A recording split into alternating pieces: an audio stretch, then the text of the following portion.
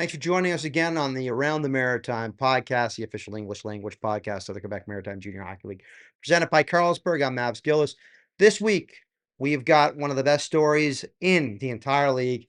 Nathan Leek, his second year with the Charlottetown Islanders, and as of this moment, 41 goals on the season. It's a young man that scored 120 points in his final year of the U18 hockey out of Alliston, Ontario. Had opportunity with the Petes, but got caught in the numbers game. Bounced around the OJHL and the Alberta Junior Hockey League for a little bit, and then the opportunity came to show up in Charlottetown and play under Jim Holton and the Charlottetown Islanders. And this year, he is absolutely tearing it up, and we're going to talk about his success on the ice as well. We'll get into his pregame meal because if you follow me, you may have seen that he discussed his culinary perfection before a game, and it's what's worked for him so well. And I will say, I have tried his pregame meal, and it is quite good. Um, so much so that it may become the order at the drive-through. I'm a big McDouble dressed like a Mac guy. I gotta say this though, my last couple McDoubles, not good, not the best. So I might have to switch over to the junior chicken with bacon. We'll talk all about that with Nathan Leek. Plus, we've got Dave Curnew joining us. We're going to be talking around the Maritimes right here on the podcast. Thanks for listening. And don't forget to like and subscribe here on the YouTube or on the Spotify, the Apple Podcast, or wherever else you catch your podcasts here. Let's get right into it with Dave Curnew as we are talking about the teams around the Maritimes with the final month of the regular season coming to a close. Here with Dave Curnew as we break down the happenings around the league. And Dave, big 2 weeks, an interesting 2 weeks. The Wildcats, they looked a little touchable, losing 3 out of 4 for the first time in the Gardner-McDougall era. The Islanders and Regiment both on heaters. Now, the Regiment, their heater came to an end, but Donald Hickey is looking like could potentially be Matt Welsh 2.0. The Moose have a very interesting game against a St. John Sea Dog team that is coming in with a new coach bump, and the Eagles just can't score. But Marc-Andre Fleury is going into the Hall of Fame, so there's something to celebrate there in Eagle Land. But Dave, out of that, how are you, buddy? I've been good, man. Been good. Just trying to keep abreast with everything that's been happening in the league because what's better than playoff hockey? It's the lead up to the playoffs. So, Man, and we're in that stretch now. 7, 8 games left in the regular season for each of these teams. Playoff seeding's been changing night in, night out. So this is like Christmas Eve for us, man. it really is. We can't open our gifts until March 27th, but we've been shaken and we kind of have an idea of what we're getting. It looks like the Wildcats will shake that gift under the tree. We know it's a pretty big one. We don't know if it's a 1 or a 2. And looking at the remaining schedule, I have a feeling that it's going to be a 2 for the Moncton Wildcats. Just Chicoutimi's got a couple more winnable games on their schedule, and the Moncton Wildcats 7 of 8 against teams over 500. Yeah, and again, I think you're right. You know, even though if you look at the standings, the spread right now being 1 point between first and second, that being Chicoutimi Moncton, but given strength of schedule left in the regular season, I'm with you. I firmly believe it's going to be Chicoutimi in that 1 slot, Moncton in the 2 slot. But yeah, just talking about the Moncton Wildcats, you talked about it. They dropped 3 or 4. They look touchable, but you know what, man? Their offense is just hitting another gear right now. In that last 10-game stretch, plus 30 goal differential, second only to Chicoutimi in goals for. Their power play is looking good. So definitely, and I know it's not, but hey, we'll just say the quiet part out loud. It's not panic time in Moncton. Gardner's going to have this team ready for playoffs. I firmly see them going on a deep run, and like you and I were just talking about, once you get through rounds 1 or round 2, that's when the real fun begins. Yeah, and again, they're in that 2 spot. Blainville looking pretty good. Could be in that 3. Blainville, Drummondville fighting that out there. One thing of note, again, we talked about what went down in February. Moncton and Chicoutimi back and forth. Caleb Desnoyers, forward of the month, the honorable mention, Maxime Massé. And defenseman of the month, Alex Wong, honorable mention, Tommy Bile. So Chicoutimi and Moncton flipping right there atop the league. It's 1 versus 2 the entire way through. That gets us into the nice log jam. That is 3, 4, 5, and 6. The meat of the sandwich here. And right now, the regiment are their streak comes to an end.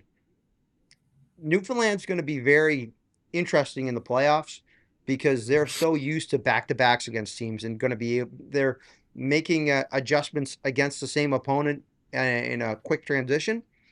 That's back of the hand for them right now because that's been the whole year. But as far as beating teams that they need to beat, their record against top end teams is not great.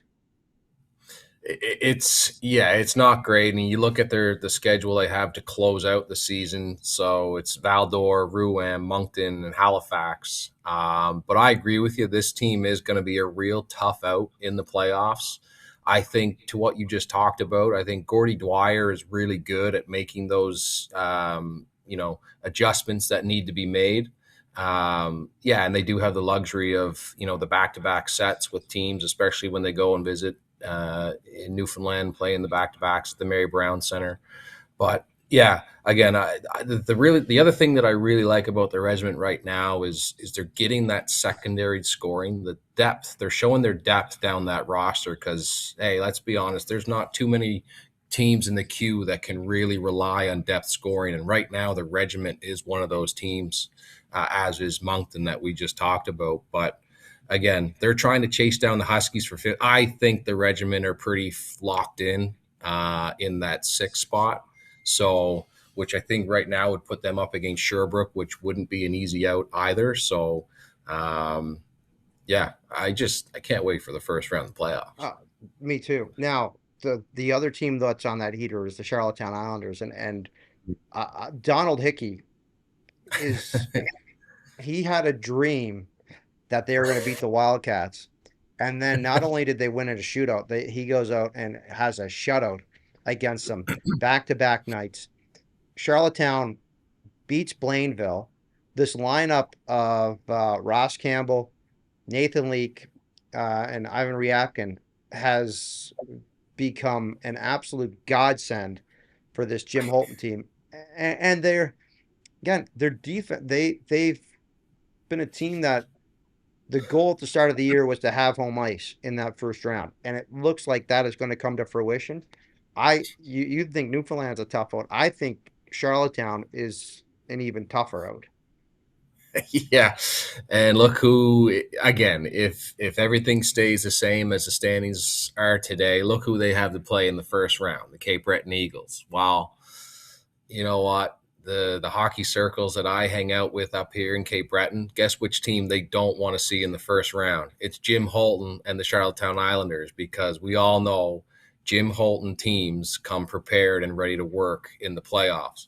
But Mavs, you talk about Rybakin, Campbell, and Nathan Leek, and yes, those 3 have been on an absolute heater for the Islanders and are leading the way. But when I look down there, I've got a little bit of a bias, but man, oh man, is it ever good to see Matt Butler come back to life.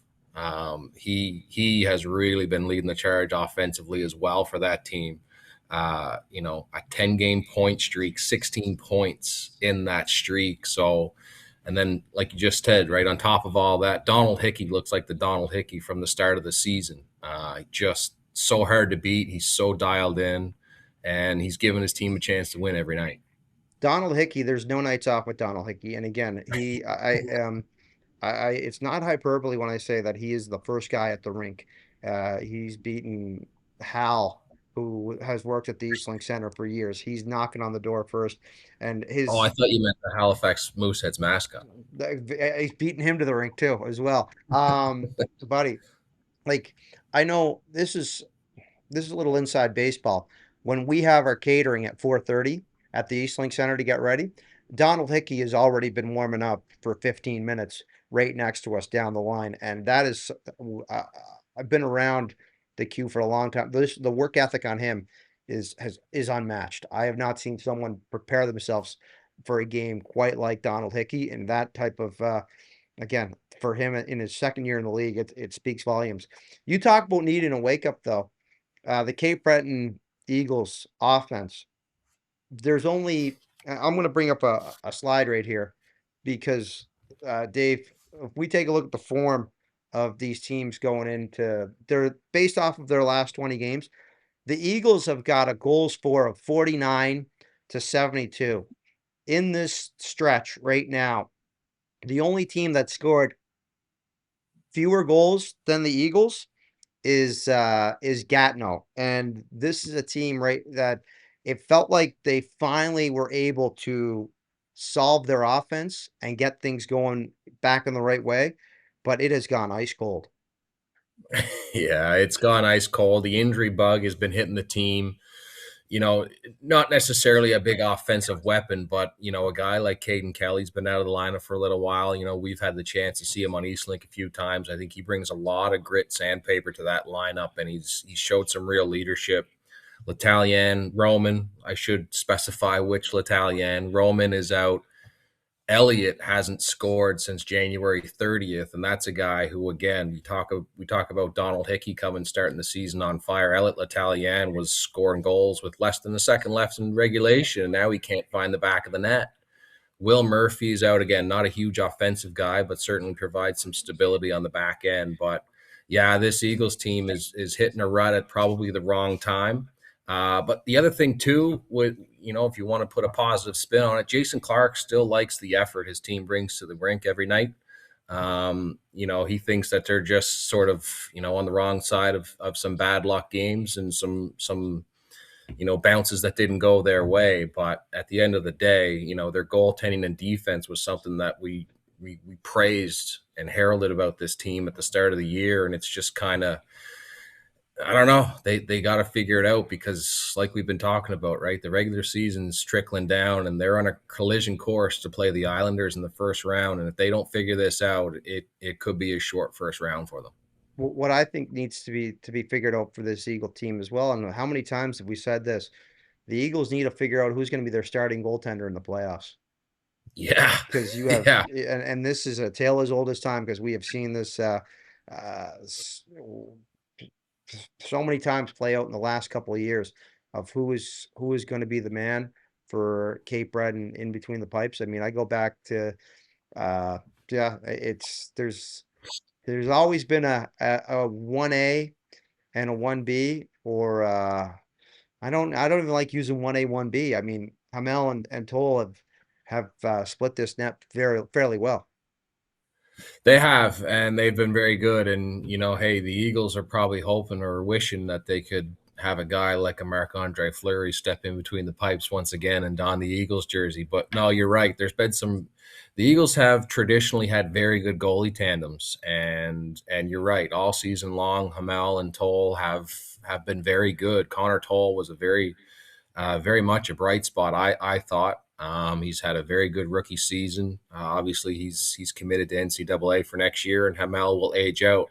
They've got a great goalie in the pipeline in Sam Berchum, but again, that's next season. And you're right, somebody's got to grab that brass ring, and I do feel like it's Hamel's net to lose. To talk about Marc-Andre Fleury going into the Q Hall of Fame, right there, he is going to be the first guy that I believe played for the Eagles going into that Q Hall of Fame. And no better representative of the franchise and the organization than Marc-Andre Fleury, the first number retired by the Cape Breton organization and the first one to go into that Hall of Fame as a representative of that organization. I know it's not like baseball where you got to pick a hat or pick a jersey, but there's no doubt about it. He's going into the Q Hall of Fame as a member of the Cape Breton Screaming Eagles. That's right. That's right. No, of Now, course. Yeah, such a great ambassador for the game. And, any hockey insiders or podcasts that you listen to hockey wise, everybody, his former teammates, current teammates, just nothing but praise for the guy. yeah, I'm hopefully we've got our fingers crossed. We got something in the works to have a chat with the Flower coming up soon. So fingers crossed on that as well. It'll be fun to reminisce about some old days and that's around center 200. It's again, there was a lot going on over the 4 years that he was a member of that team. Of course, two trips to World Juniors as well, a deep playoff run. And also, there was a young boy that was coming up in Nova Scotia that was turning a lot of heads in the name of Sidney Crosby. So I'm very curious to see when Mr. Crosby got onto the radar. Speaking of kids from Halifax, the Mooseheads. Now, again, we've talked about how this is a young core, but the fans in Halifax are starting to get a little anxious about the development of their kids. The game that we had this week, Friday night, against the St. John Sea Dogs, we'll touch on the Sea Dogs in a second, but um, the Moose in that first period did not look of sorts.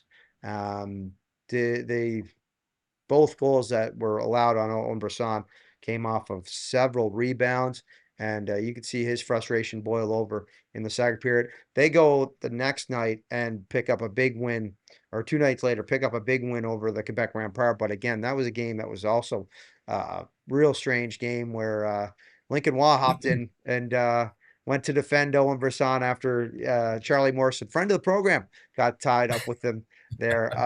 But this is a Halifax team that, again, they're slotted in that 7th spot, and it's looking for some type of signs of life and some type of signs of improvement going towards next year.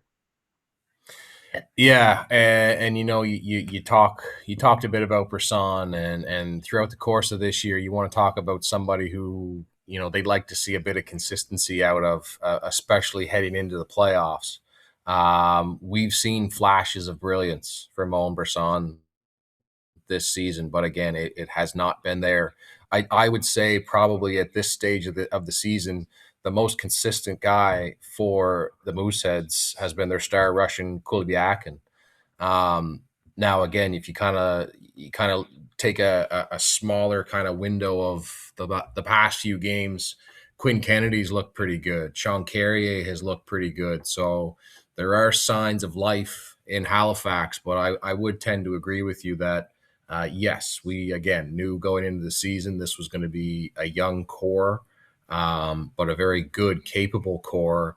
And we were, I think, myself, anyways, I was expecting them to take a much bigger leap this year than probably what they have done this year.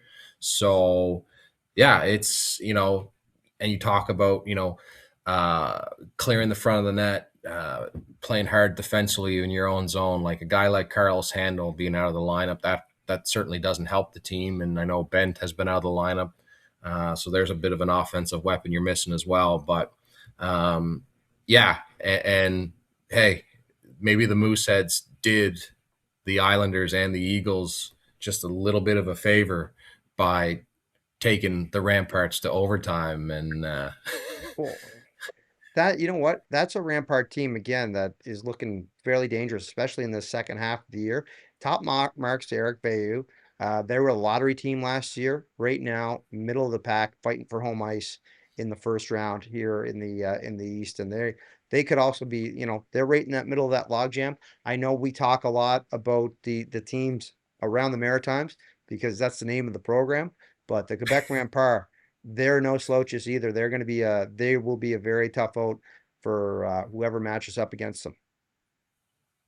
no, totally agree. Right. I think there's a couple teams this year that if you were to ask me my predictions at the start of the season as to kind of where teams would be sitting at this junction of the year, I'll be honest. The three teams that we just talked about, I would have had Halifax higher than Cape Breton and Quebec, and I would have had Cape Breton and Quebec probably fighting for playoff spots right now. But instead, I think Cape Breton and Quebec have certainly, and hey, I'm not saying have overachieved, but I'm saying they have certainly surpassed my expectations in a very good way. Yeah, Cape Breton, there was a lot of talk about how it was going to be a very young season and could be a learning season. That season looked like it ends up for the Halifax Mooseheads. So we're wrapping things up around the Maritimes, though, with the St. John Sea Dogs, who that was the big news this week. Travis Crickard and Mark Lee out as head coach and assistant coach. In comes Brian Casey. And that first game, that new coach bump, the St. John Sea Dogs, without three of their stars, Joseph Murnix and Yard, all out of the lineup for the Sea Dogs, and they pull off a big win over the Halifax Mooseheads. But what's your take on this move here by the Sea Dogs? You know what? I'll be honest. It's an interesting one for sure. Hey, I think very highly of Travis Crickard. I think he's done a tremendous job in his various coaching roles with the Sea Dogs, with his Hockey Canada roles. Very capable coach. This is a guy who's been at the helm ever since. And again, you want to talk about a team that's got a very good, young, developing core. He's been at the helm as soon as this core was put together. So you would think that he would be the guy to guide them through their development and hopefully bring a championship back to St. John. Because like you and I talked about on pods before,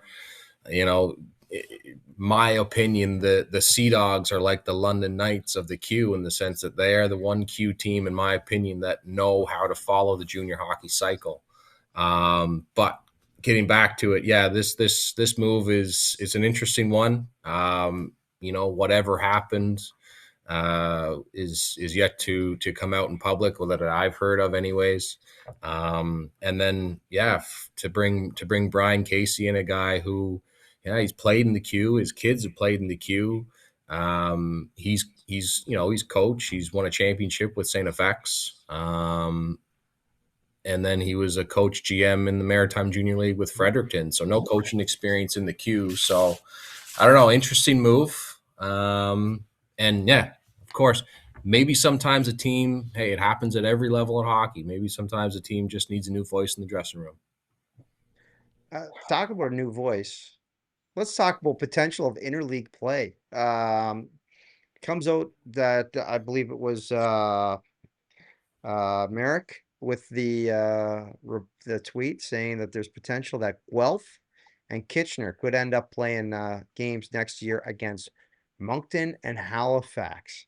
How intrigued would you be to see some OHL teams come to town, or see teams from the W take on the O, teams from the Q go west? I mean, how far can we take this potential of interleague play? Well, I'm not against it, Hmm. and I'm not totally for it. We've already seen a little bit of it where the 67s and the Olympic seem to play, is it one or two games against each other every year, it seems. Yeah, and we also had the Huskies take on Sudbury this year as well. Right. Mhm. So it sounds like this is going to happen. And you know what, as a fan of the game, I think it's great to bring in new teams. Not to say that we get sick and tired of seeing Halifax play Cape Breton and Cape Breton play Charlottetown, so and so on and so forth. So some new blood, some new teams, maybe get some more fans, some more bums in the seats for the ownership groups of these teams. And yeah, I think it's a good way to expose more players to the different leagues and whatnot. So I I'm know all it's out. for it. I know it's out there, and I know there's a big tournament at the end of the year. I wish they would have a. I wish we would have a CHL style FA Cup, a single elimination or even a double elimination, where teams pool together in certain areas of the country and have a weekend of playoff hockey amongst themselves, and then advance on to other pools until we get down to a final championship. I know the NBA Cup and the brought to you by Emirates. Some people have panned it as a gimmick. I kind of like gimmicks from time to time. I would love to see a CHL FA Cup style event even if you had it every 4 years. You don't want you not every year because not every team's going to be able to work that into the budget. But if it's something that every 4 years, much like the Olympics, you schedule it on the other side of an Olympic break where you have teams going across the country for an opportunity to play. I mean, the University Cup is happening in Halifax coming up in two weeks, I believe. And that's a prime example of an 8-team single elimination tournament where teams get the opportunity to play a couple games, and you have a play down system at that point. That would be, I personally, I would love to see it. Is it ever going to happen? Absolutely not. I can. And it doesn't happen. It can't happen because Canada is too big. All right. Can't geography wise, it just can't happen. That's the one thing I'll say. That's I hate being a pessimist about it, but the reason that domestic leagues can do this type of stuff over in Europe is because their countries are the size of provinces. Yes, correct. Unless to your point, right? Unless there was a sort of a play in system or tournament in the WHL, the OHL, and the Q, and whether you bring in the top 3 or 4 teams from each of the and you fly them into a central location like a Toronto. I don't Mm. know, but I like the idea. I Well, really do. again, you have a pool out west, you have a pool in Ontario, you have a pool in Quebec, and you just start playing it down. You have 4 pools, and then it turns into one pool, and then boom, that's it. The FA Cups, the CHL Cup. I mean, Memorial Cup's fun. It's great. Where is it at this year? Kelowna. Kelowna. We won't be going to Kelowna. I know that much. I know it's Guelph next year. Maybe we'll get a trip up there. I don't see myself getting to the West Coast, but yeah. Memorial. Have you been to Memorial Cup? Yes, I was at the one when they had in Halifax. How would a Memorial Cup go in St. John's, Newfoundland? Pretty much as advertised. Yes, would be the greatest party in the history of Canadian sport. Well, the Briar's going on there right now, Oh, so yes. they know they yes. So it would go famously. Um, it would it would they're more than capable of hosting, and you know what I'm sure the regiment ownership group have that in mind as part of that's it's on their bingo card. I'm sure. I'm sure there's Newfoundlanders and East Coasters sprinkled across Canada that are thinking the same thing. That would be a really good excuse to head home.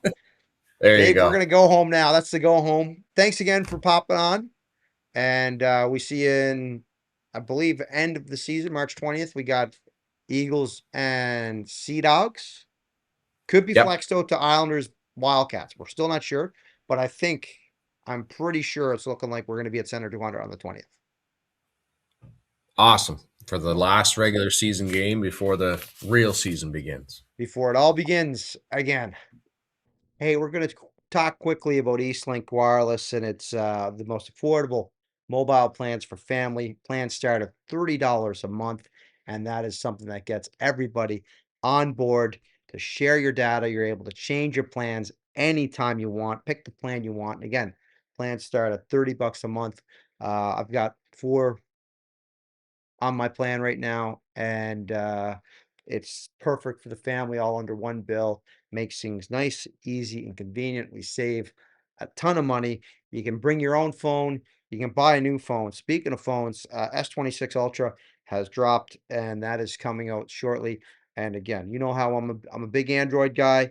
I'm just gonna say it. S26 Ultra starting at $30 a month on the Easy Tab Flex, or $60 a month on just Easy Tab, and that's for 24-month term. And pre-order, and you get the Galaxy Buds 4 on us. That's the pre-order bonus with the Samsung Galaxy S26 Ultra. Again, big fan of Samsung, the Ultra series. Not sure if I'm making the upgrade though, but that's just my personal thing. Hey, it would be a nice upgrade.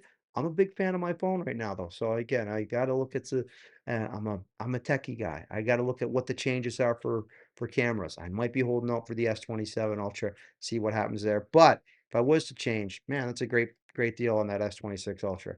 Um, I don't know what the deals are on iPhones because I'm an Android guy. Y'all know that. I stick with that. And if you're Android, you could be Apple.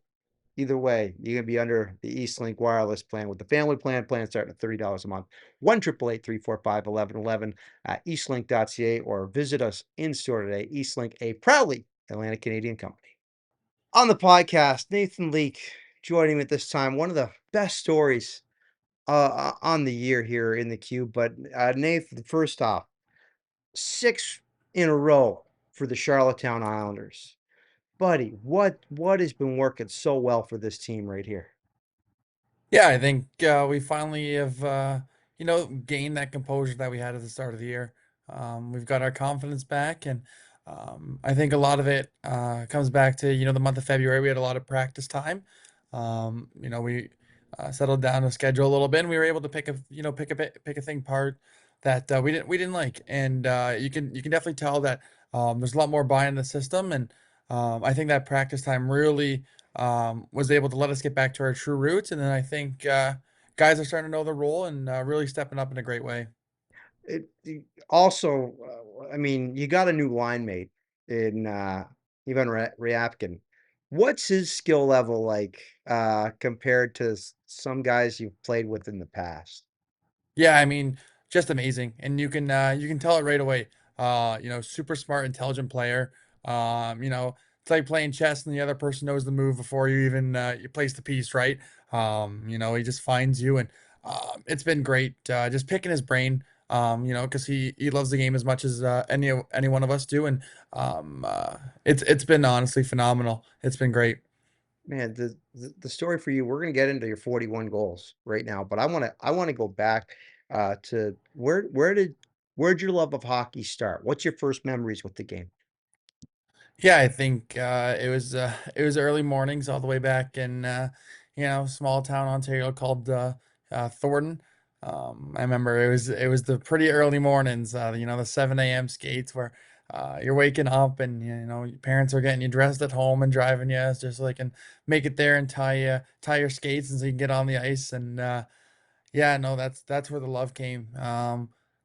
My dad and my mom were huge influences in that, and my family is super hockey oriented, and everyone's played the game, and I think watching everyone around me play it, and it was a no doubter for me that I would love the game. I know the family's been out a couple times for you. How nice is it to show them around Charlottetown and show them around the queue?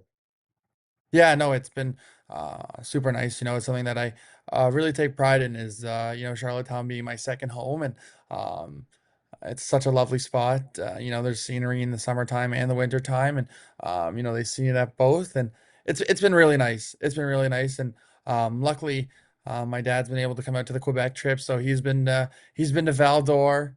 God bless his soul, and yeah, no, it's been amazing. So their support means the world to me. The your final year of U18, you put up 120 points. Is that the first season where you were really scoring on a really good clip? Yeah, I think when I was younger, I was just playing double A, having fun.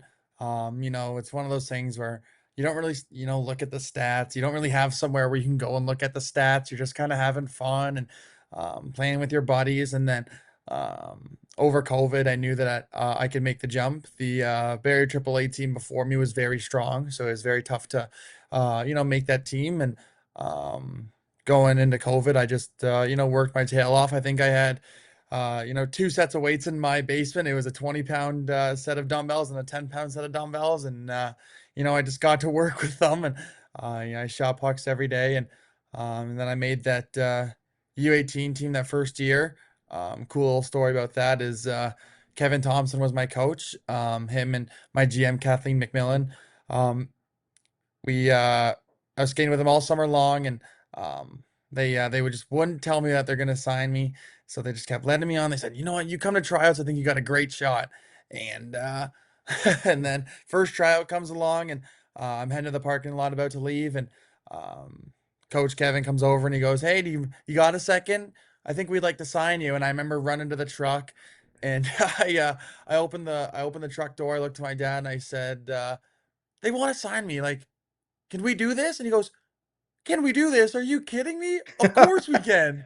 I was jumping up and down. I had no idea what to do, and then they just took me under their wing from there. I had a good first year, then had that second summer, and I got cut from the junior A team, so it was back to U18 AAA again, where I knew I could really step up. Coach Kev and his staff, they really wanted me to step up too, and I think it was just a great opportunity where I knew a second time around would really benefit me. You get a chance to go to the Pete's. They select you. You go through that OHL experience. What do you take away from that experience with the O? I think just, learning opportunities. And I think I see so much if, you look at my elite prospects, played 3 games and then I was in Alberta and then I came back to Ontario for junior A. And I think, the biggest thing for me that year wasn't even hockey. I think that year was just maturing so much. You come off the highs of an 120-point year. You're on top of the world. You get drafted to an OHL team. You sign, and then you just don't think anything can go wrong until everything does, right? And I think at that part, it was just the off ice factors for me maturing, being away from home, especially when I was in Alberta. It's a 3 hour time difference, so I'm getting home from a game, and maybe I didn't play well or play as much as I wanted to, and I'm angry. But my parents, luckily, my dad stays up pretty late, but they're basically already in bed, and it was tough. And I even went through like an agent switch. Scott Osmond, my new agent, he saved me. I tell him it all the time. I genuinely don't believe I'd be here without him today. He got me back to Ontario Junior A, where Dale Mitchell and the Leamington Flyers really brought the love for the game back, and they just really instilled having fun. And I think having fun while maturing for that year, going back to Leamington was probably the best thing that could have happened.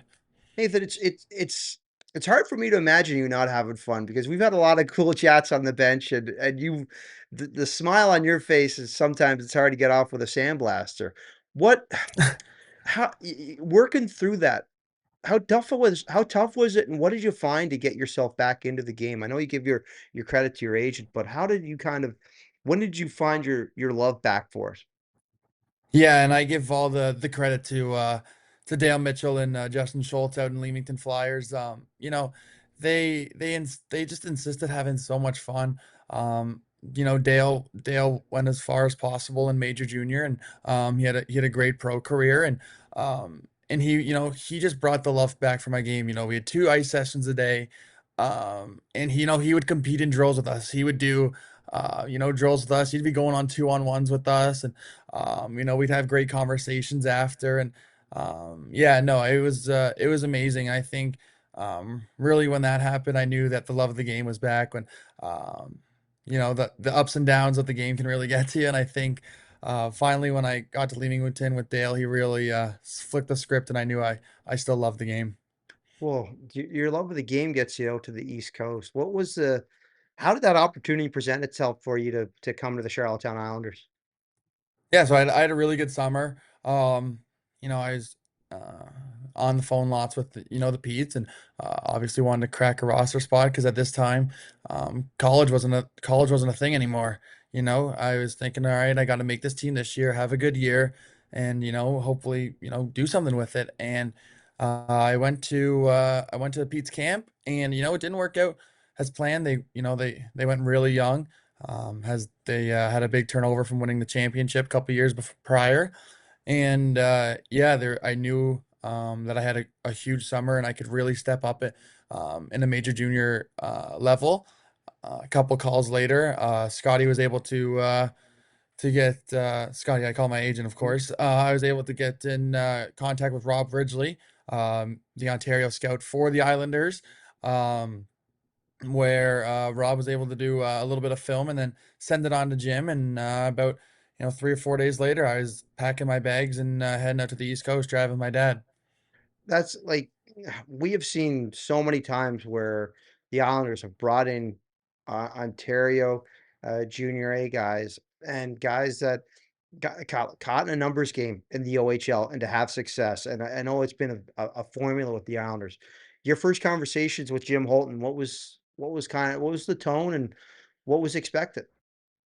Yeah, so funny enough, Um, I don't think I was actually supposed to be, uh, you know, a permanent Islander. I think there was an injury that happened, and luckily, they needed a roster spot. So, the guy got injured in their last preseason game, and I went and I just, I don't think he really, knew what to expect. He never saw me before. He just saw film.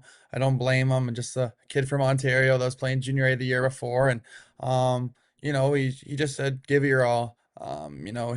He welcomed me in with open arms, and so did the rest of the team. And from there, it was just time to put my head down and work my ass off. You certainly did. What's the lessons you picked up in that first full season of Major Junior? I think that it comes at you fast, and if you really spend time worrying about it, that entire year, you're thinking about numbers, and you're like, okay, I really need to get these numbers because I want to be an overager next year. But at the same time, you take a step back and realize the progress. You went from playing a junior A team last year to finally getting that shot you needed, and I think Jim does an excellent job with his players. He uses a phrase. He teaches. He treats you like men until you act like boys. And I think that's one of the biggest things is, treating us like men and knowing where we stand with him. And that's the only way I find you can get better is when you know clearly where you stand with someone. And we had a lot of talks, a lot of film sessions, and um, overall just a whole lot of progression throughout the year. And so many valuable lessons I can take from that year. All these lessons translate to an opportunity at Los Angeles Kings training camp from Ontario Junior A to an NHL training camp in a year. That is a crazy progression. Was that even a fathom or a thought on the radar that that could have been possible?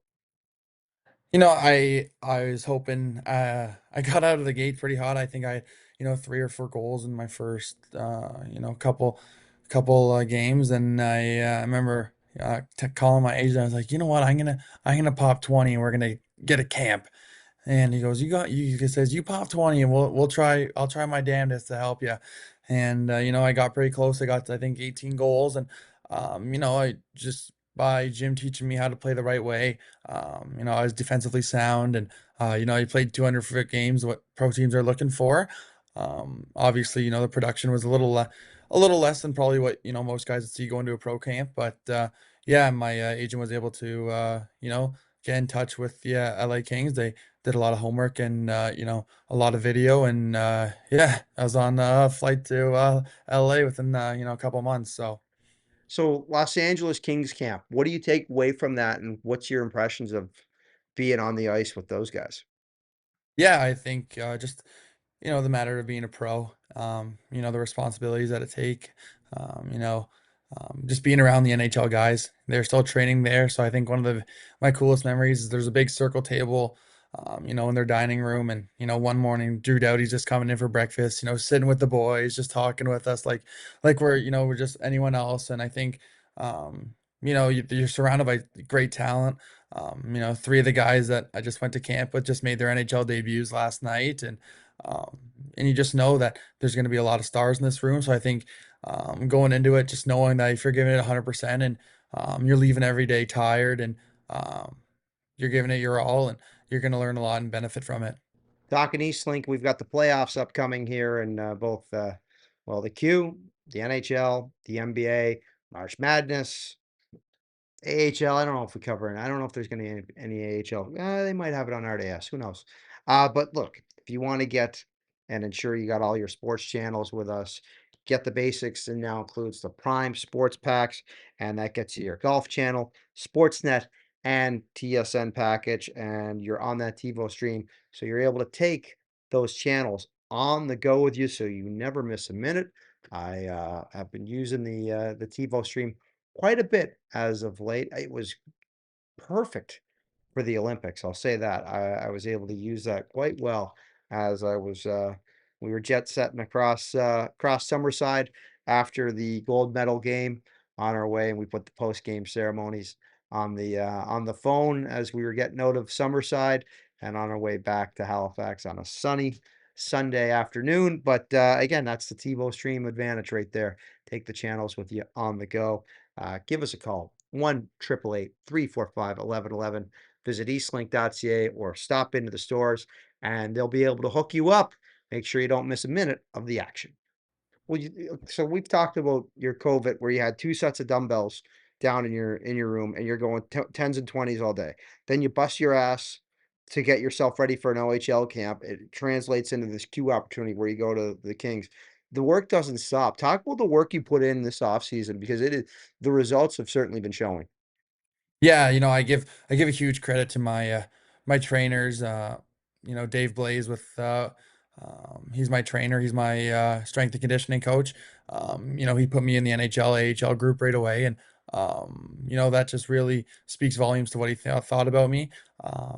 He he wanted the best for me, and he pushed me all summer long, no matter it was raining, snowing, whatever it was outside. He was ready to, when we got into the gym, it was time to grind, and I give tons of credit as well to Paul Matheson. He's one of the Toronto Maple Leafs skating coach.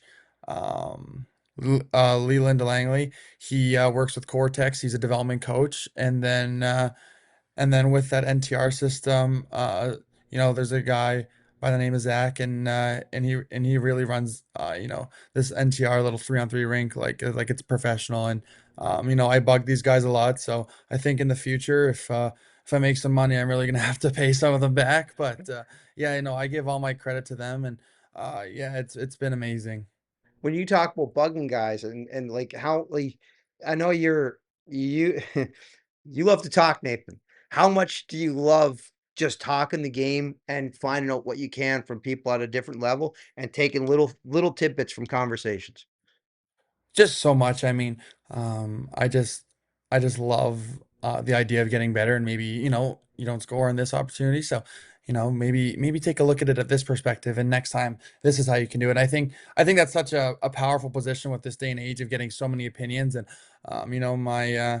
my agent laughs because he says that he's only my part-time agent. He's also my part-time psychiatrist. So he gets to hear everything. And then yeah, no, like um I talk to my coaches quite frequently whenever I'm either confused about something, or maybe just want to try and get a little bit more of an edge, whether it's with my shot deception, my skating.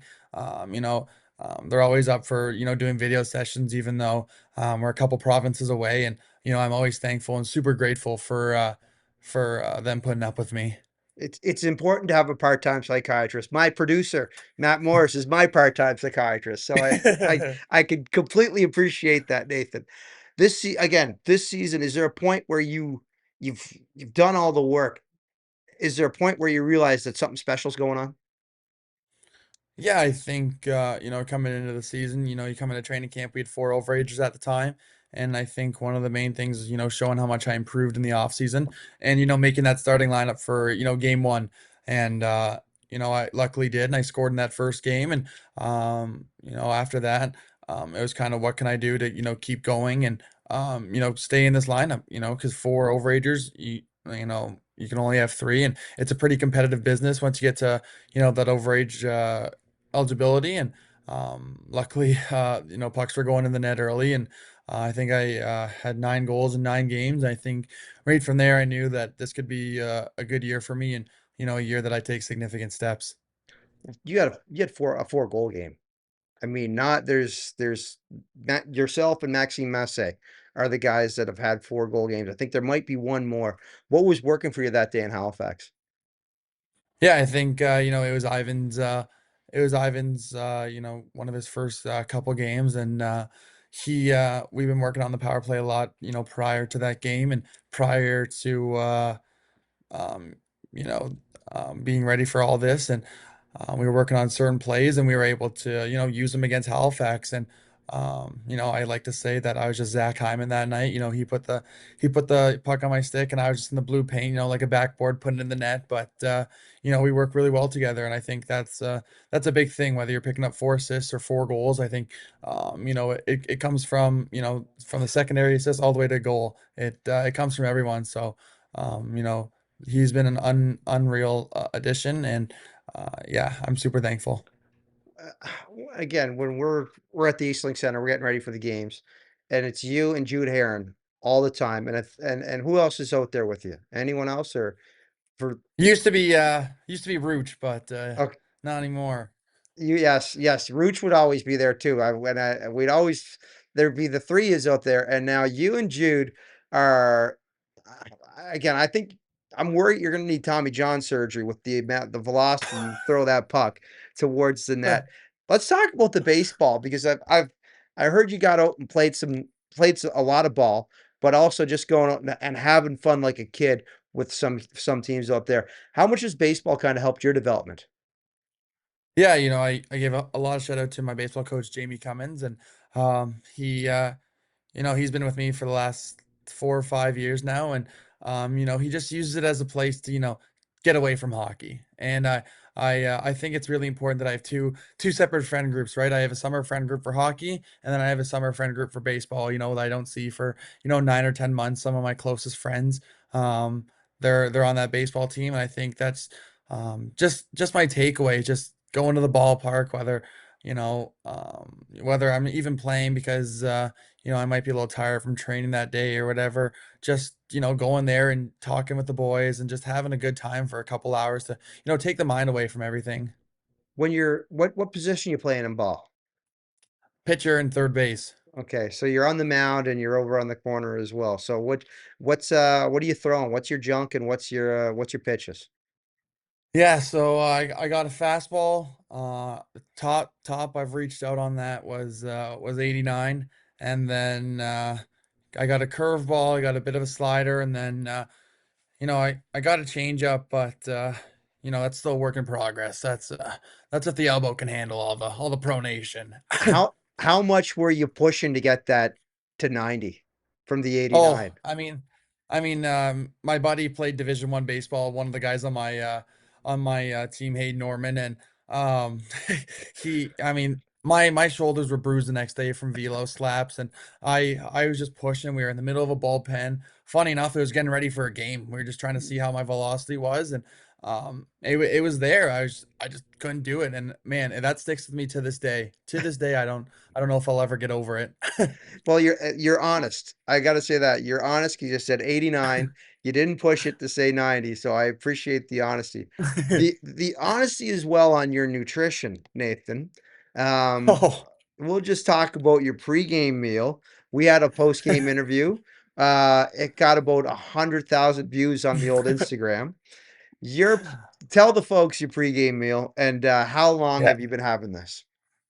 Yeah, so I've been going with the junior chickens with bacon and a root beer. I've been doing this for about 4 years now. 'Cause, back Barry's about half an hour, 35 minutes give or take from my hometown Alliston, and you get to those AAA nights where um excuse me, where you where you got the 5 o'clock game, your dad's just getting home and he's getting changed, he's driving to the rink, you don't really got time to make food at home. And um it worked, for a little while. And then we just started, sticking on them wherever we went.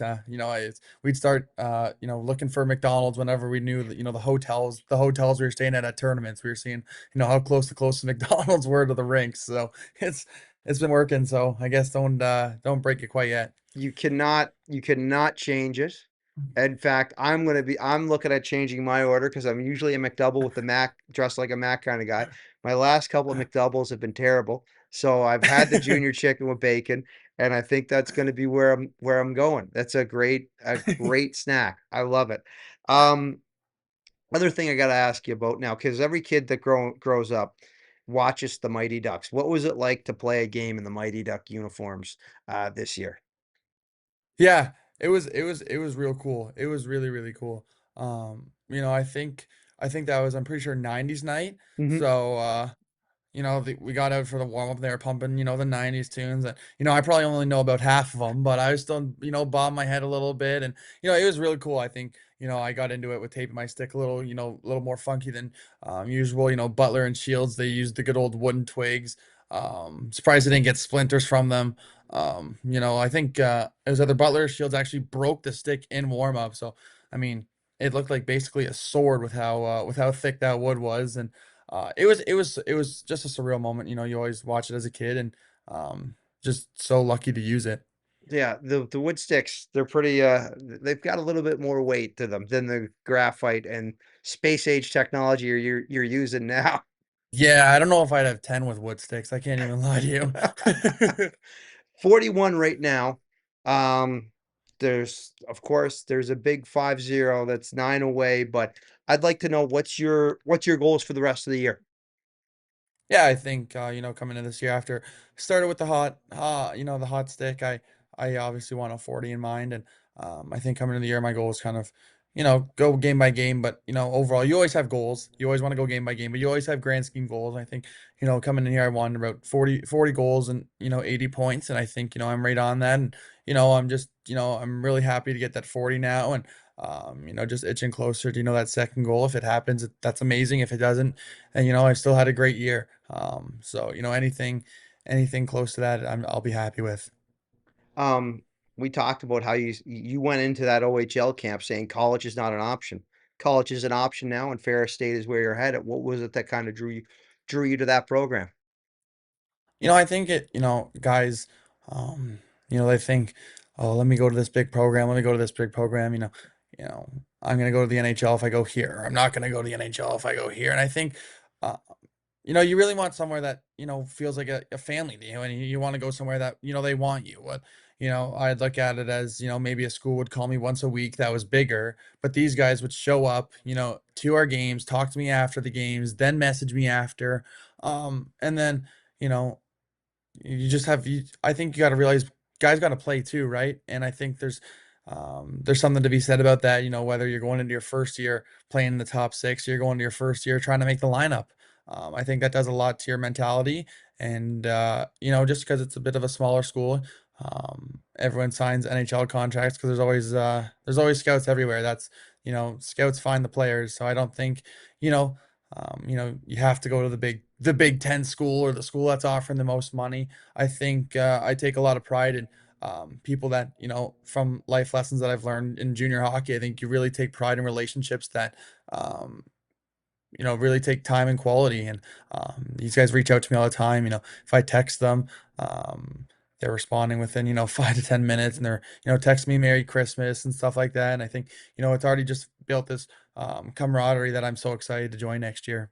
Well, Nathan, you went from Double A to an NHL camp, so I don't think you got to worry about what's the size of the school. It's you go and play your game and think good things happen. Let's talk about family here again, and I've said it on this the last couple weeks, and just from watching the play of the Islanders, I think you're going to be a very tough out in the playoffs. What is it that's going to push and propel this team in that postseason? Yeah, I think just pushing that consistency. We've knocked out our last three games against CHL top 10 teams. We've won all three of them. I think just knowing that we can be that nitty gritty hard team to play against, and that can also show a little bit of skill when they need to. We have Ivan, who he can make plays. He can make puck plays. We got Ross, who is very well at making puck plays as well. Butler. Even you think you're done, you get to our third or fourth line, you got Anthony Flanagan, who's really good at scoring those pretty goals. And I think there's a lot of skill on this team, but we also know that we're a nitty gritty team that you don't want to play, and we go to hurt you. It's gonna be fun. Nathan, appreciate you taking the time. Look forward to seeing you in the postseason. And actually, we see you in 2 weeks. We'll see you at Cape Breton and Charlottetown. Not this week, but next. So we'll see you back at the Eastlink Center on the bench Perfect. and before the game trying to just rattle a puck off that crossbar. Perfect. Perfect, Appreciate Mavs. it. Thanks again to Nathan Leek and Dave Carino for joining us this week on the Around the Maritime podcast. And yeah, Nathan, great message from Nathan. Again, you think about him is going from AA hockey to an opportunity at an NHL camp, now an NCAA invite, and scoring 40 goals plus in his 20-year overage season with the Charlottetown Islanders, and also just a great kid to talk to on the bench. There's so many good kids that we get a chance to speak with around the leagues. He brought up, Jude Heron, Nicholas Rucha. We've had a lot of good chats over the years. And again, another great chat with Dave Kernu, talking about all the happenings going around in our eastern side of the league. Of course, there's some tough teams out west. Looking forward to see what happens in the second round when they get all blended together. But we've got some time before that. We got about a month before that happens. So we're going to enjoy the ride. And again, thanks for having a listen, having a watch here on the Around the Maritime podcast, the official English language podcast of the Quebec Maritime Junior Hockey League, presented by Carlsberg.